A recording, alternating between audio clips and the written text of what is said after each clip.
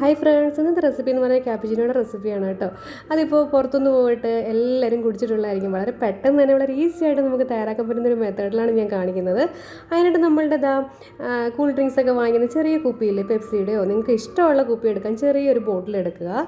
അതിലേക്ക് ബ്രൂവിൻ്റെ ഇപ്പം വലിയ ബോട്ടിൽ വേണമെന്നൊന്നും ഇല്ല. നിങ്ങളുടെ കയ്യിലുള്ള ചെറിയ പാക്കറ്റ് ഉണ്ടെന്നുണ്ടെങ്കിൽ അതിൽ ഒരു 2 സ്പൂൺ ബ്രൂവിൻ്റെ പൗഡർ കൊണ്ടിട്ട് കോഫി പൗഡർ ഇട്ട് കൊടുക്കുക കേട്ടോ.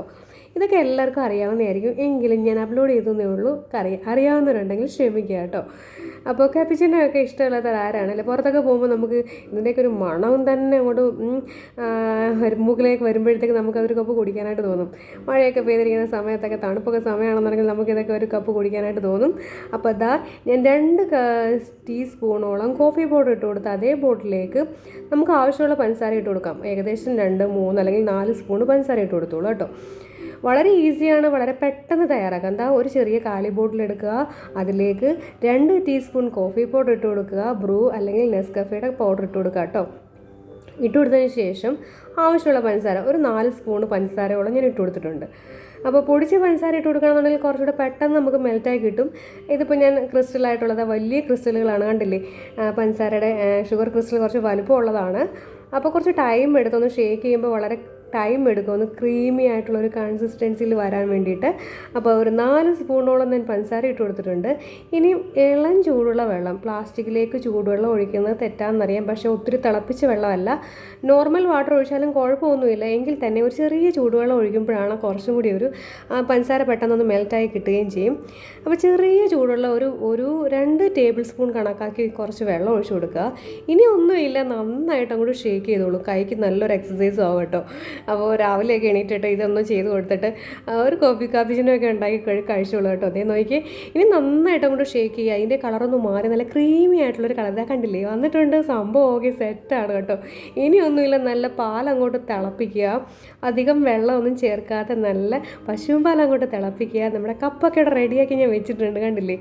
അപ്പോൾ ക്യാപിച്ചിനോ ഉണ്ടാക്കുന്ന റെസിപ്പിയൊക്കെ ഞാൻ നേരത്തെ അപ്ലോഡ് ചെയ്തിട്ടുള്ളതാണ്. കാണാത്തവരുണ്ടെങ്കിൽ കാണുക കേട്ടോ.